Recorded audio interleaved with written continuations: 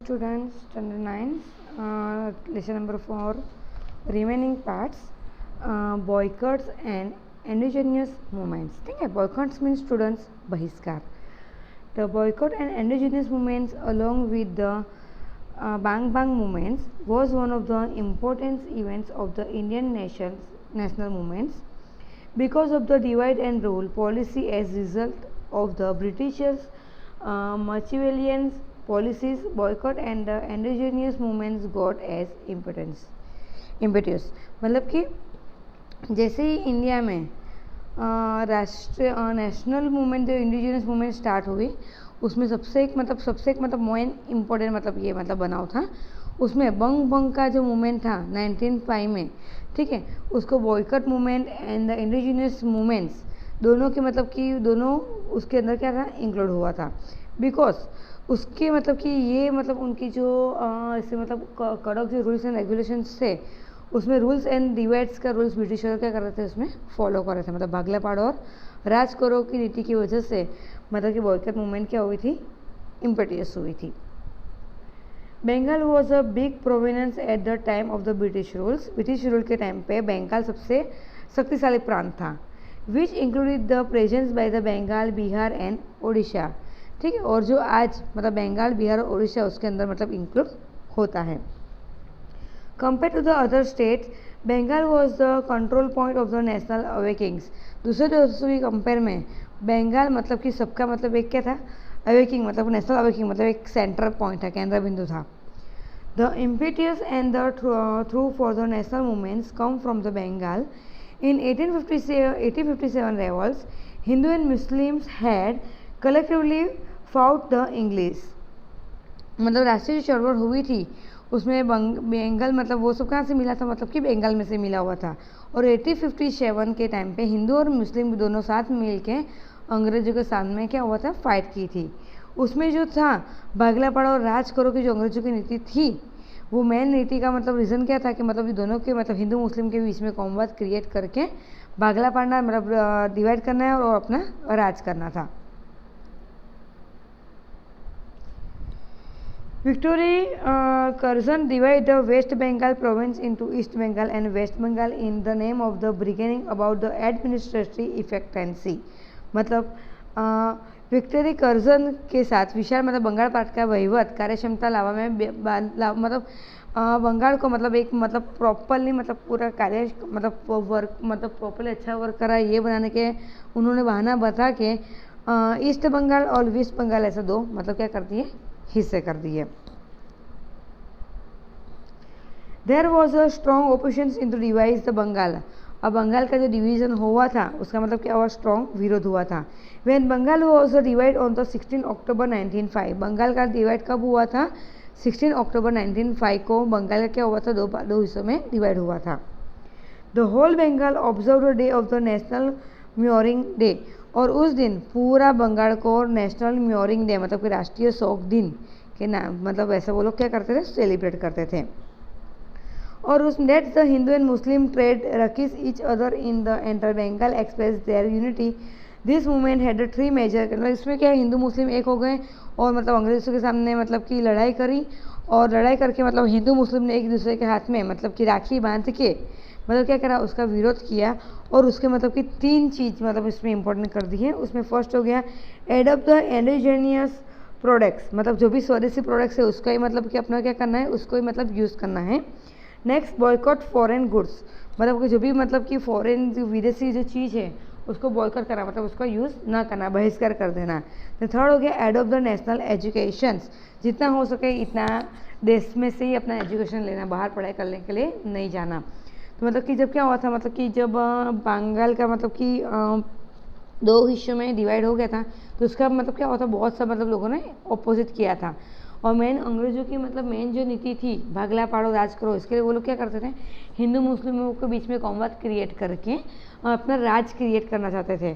तो उसमें हिंदू मुस्लिम दोनों क्या हो गए, एक हो गए, एक दूसरे के हाथ में राखी बांध के बंगाल अंग्रेजों की ये जो नीति थी भागला पाड़ो राज करो उसके सामने विरोध किया. और ये हिंदू मुस्लिम एक होके उन्होंने 3 चीज़ का कि 3 चीज़ उन्होंने एक्सेप्ट की. उसमें तो क्या हो गया, सबसे पहला हो गया कि जितना हो सके उतना कि अपने देश की चीज़ प्रोडक्ट्स को मतलब यूज़ करना है, फॉरेन्स या जो भी गुड्स है उसको बॉयकॉट कर देना है। थर्ड क्या होगा, जितना हो सके इतना मतलब कि अपने देश का ही एजुकेशन एक्सेप्ट करना, एडॉप्ट करना है। ठीक है, तो ये सब मतलब कि Indians benefited a lot due to this swadeshi movements. ठीक है, स्वदेशी मूवमेंट से मतलब कि अपने इंडियन को मतलब क्या हुआ, बहुत सब मतलब कि बेनिफिट्स हुआ, और उसके सामने इंग्लैंड को मतलब कि व्यापार में क्या हुआ, बहुत सब बड़ा फटका पड़ा। नेक्स्ट हो गया मुस्लिम लीग।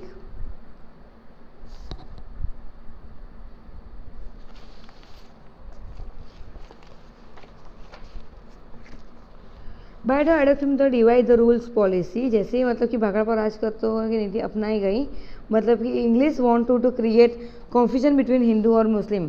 हिंदू और मुस्लिम भागला पाड़ो राज करो की नीति का अपना के इंग्लैंड प्रजा क्या करना चाहती थी, हिंदू और मुस्लिम के बीच में मतलब दरार पैदा करना चाहती थी। द देन विक्टोरी Lord Minto and Indian advisers Morley together plan to the cross to Indian nationalisations. ठीक है, उस टाइम पे मतलब कि वॉइसर मिंटो एंड हिंदी वजीर मौला ने साथ मिल के हिंद का जो राष्ट्रवाद था मतलब उसको क्या करना चाहा, मतलब उसको पूरा ख़त्म कर दे, ऐसी मतलब कि उन्होंने प्लानिंग करी थी। When the national fight become the strong, जैसे ही नेशनल फाइट एकदम ताकत बन मतलब कि स्ट्रॉन्ग बन गई, the English began the favour of the upper class Muslim. अंग्रेजों मतलब कि जो मुस्लिम के जो अपर क्लास थे उसकी मतलब क्या करे, तरफदारी करना चालू कर दिया। The English become success the convincing the group of the Muslim that the date must from the Muslim organisation to demands the separate voting rights and separate voting centre. और उन्होंने मतलब कि उनकी फेवर करी, और फेवर करके उनके लिए मतलब एक सेपरेट वोटिंग सिस्टम बना दिया, एक अलग सा ग्रुप बना दिया, और उसमें मोस्टली मतलब कि मुस्लिमों के ज़्यादातर मतलब कि जो ऊपरी मतलब जो है उसकी वजह से वो लोग ज़्यादातर इंग्लिश लोग क्या हो गए, सक्सेस भी हो गए।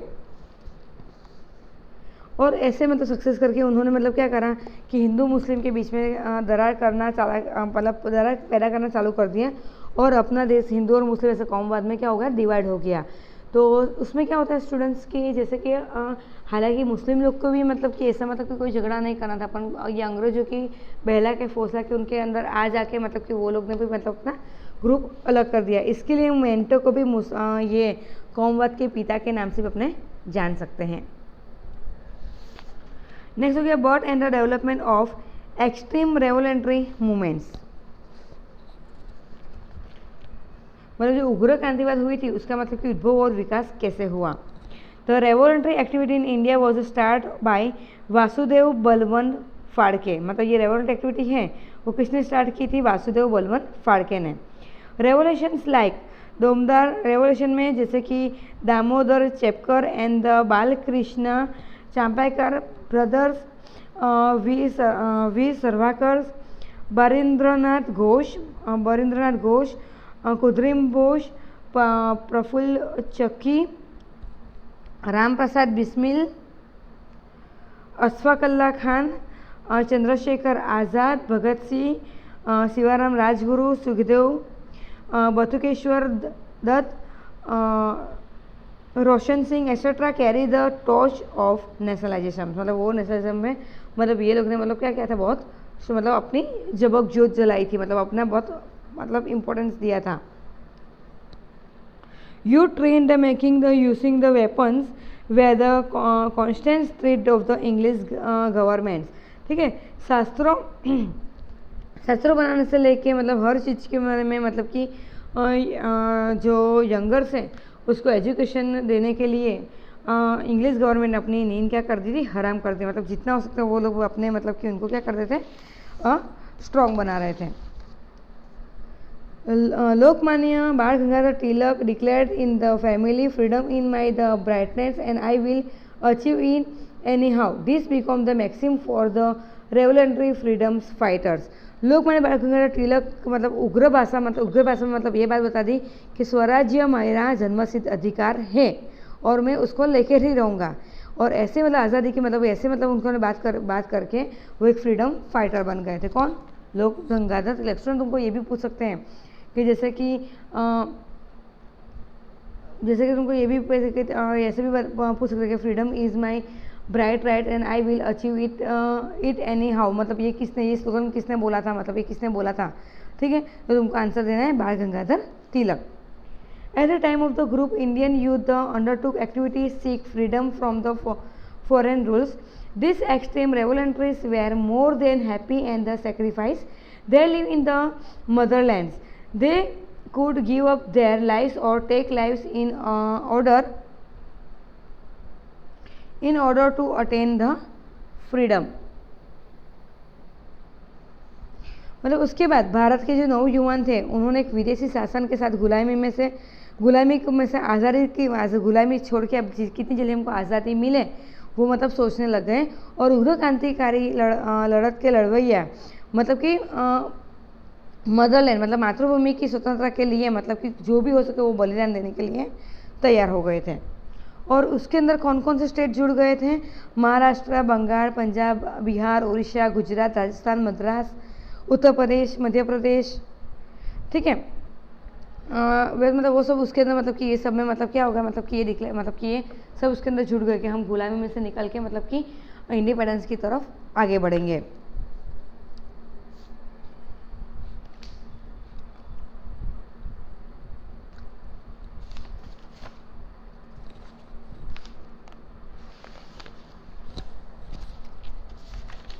Next students, revolutionary movements in the foreign country.